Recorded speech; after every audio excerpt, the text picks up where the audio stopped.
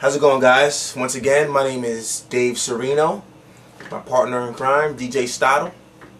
Singer, songwriter, producer, engineer. Production company is called Ghost Riders Productions. Lesson number 2. This lesson I'm going to talk about how to create a vocal booth in your home studio. Alright?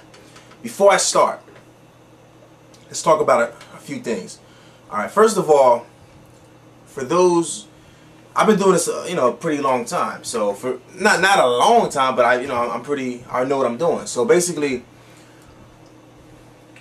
a lot of people argue with me on this subject. It's a touchy subject about vocal booths. For the professional studios, they have professional acoustics. They have bass traps. The rooms are treated properly. And they have these professional vocal booths that make your music sound like $1 million. The home studio user, they want that. They want that sound. But it's hard. Look around. Show them the apartment for a second. Alright? If you can see, and I gotta stand up for this one. If you can see, most homes, most apartments, this is a basement apartment. So most basements, they're not treated acoustically. Acoustically, the sound is horrible. All right, there's no bass traps. There's no, it's just not. It's not a great place to record vocals, or instruments, for that much. But like I said, you have to work with what you have. All right, let's talk about the vocal booth. All right, there's 2 ways that you can do a vocal booth in the home.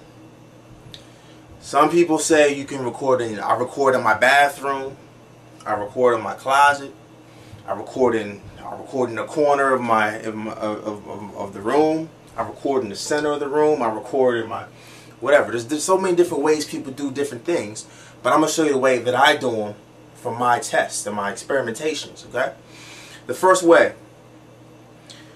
At first, I didn't have like a booth to actually create, so what I did was, I went out to Guitar Center. I bought what's called a reflection filter. It's made by a company, I think it's SE. SE makes what's called a reflection filter. I'll show you that later. All right, you put that around the microphone on a mic stand, and you can record in your room. It's supposed to be what's called a portable vocal booth, and it does work well. I did know there's a difference between not having one and having one. All right, I have that, but what I did was I built a vocal booth in my house. How did I do it? I built a vocal booth from a closet. All right. As you can see, this is a closet. It's a regular closet. All right. You can put your coats on there. It's a regular closet, a regular home or apartment type of closet. All right. This is how I built it. When you're building a studio out of your closet, this is what you have to do. Alright? 1, you have to clean out your closet. If you have a pole hanging in there, take it out, unscrew it, make sure that it's empty. Alright? It's an empty room. Alright? Take all the clothes out, whatever. It's an empty room. Alright? You want to make sure you do have some kind of like door or something like this, Alright? Once you clean it out, sweep the floor in the closet. What I did was I washed it. So I washed all the walls. I mopped the floor, and then I put like a little fan in there.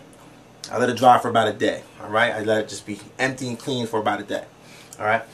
Once I did that, what you want to do once you clean it out is you want to go out and get some foam.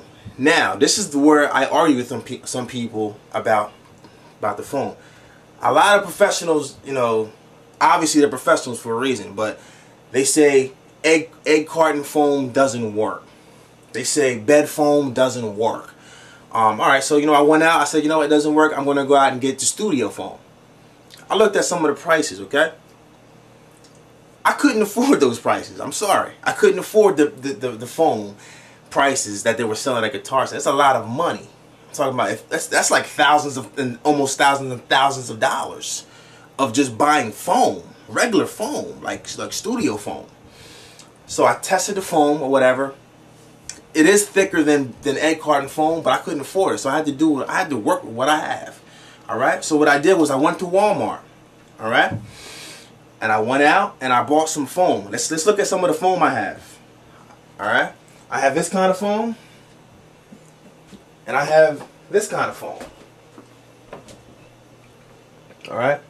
Now note, before I put the foam up, so I bought like about 3 or 4 packets of this foam.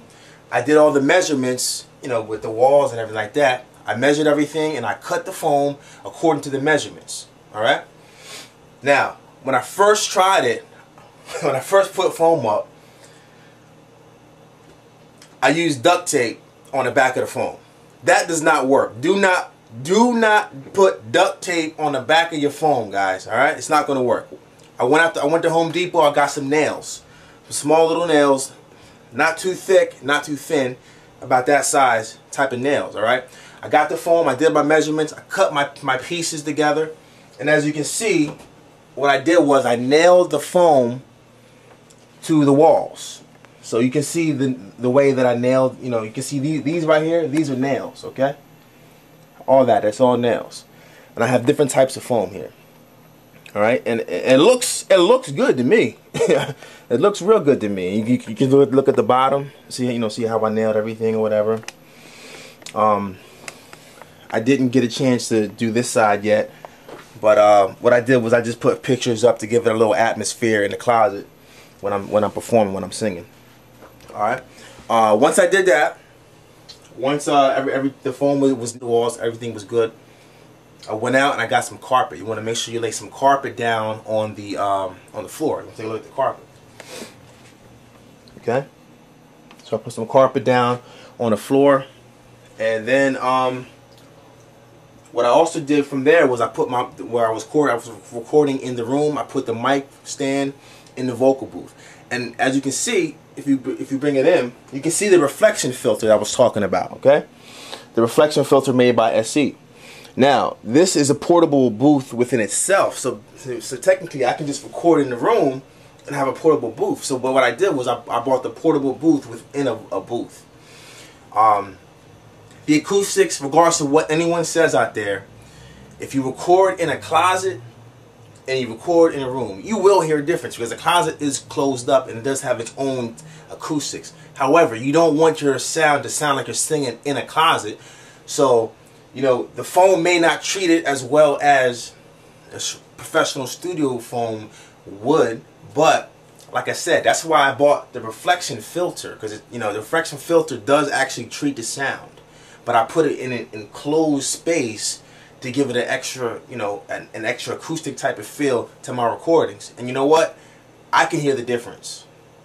If you can't afford to go out and get studio foam, you can do it the way I did it. It does work. Trust me. All right. And basically that's what I did. And then what you can do, you can see I put up a light, a small little. I got this light for like $3, man, at Walmart. And you put it up, you place it. If you want to have vocalists that want to go in and read their lyrics, you can get like a mic stand or whatever. Get like a touch light, two or three touch lights in the vocal booth, and you're set, man. That is how you create a vocal booth, okay? That's pretty much it. Like I said, if you want to go over it again, go ahead and go over it. But let's go back over real quick on the points of how to create a booth. You have a closet. You clean out the closet. All right. Step 1. Step 2. You go out to like a Walmart or something like that, to a store that sells some like bed foam or egg or carton foam. If you can't afford studio foam. All right. You get the foam. Once it's cleaned out, you have the foam. You nail the foam. You do your measurements. Okay. You nail your foam to the walls. All right. And then you lay down the carpet. And then you put your microphone in there. I definitely recommend getting a reflection filter on top of what you're doing to give you extra sound, extra acoustics. And you get your lights if you want. If you don't, that's it. And you can put your pictures up or whatever to give it a studio feel. In a nutshell, that's how to create a vocal booth. All right. I'm Dave Sereno, partners DJ Stottle, Ghost Riders Productions. I want to thank you guys for watching again. I hope you guys learned something. And always remember, you can create your sound like the pros. Okay? Do not be intimidated. You have the power. You have the knowledge now. Go out and create. Thanks for watching.